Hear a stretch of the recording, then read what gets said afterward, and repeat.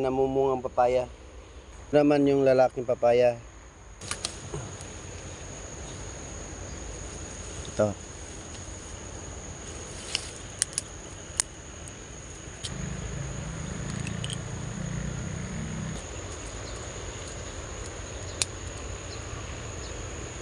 Yung nilipat natin na sanga guys, meron na siyang mga bulaklak.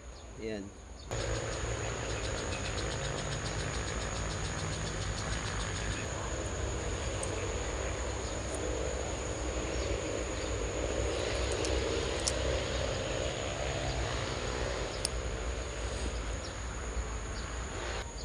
Ayan.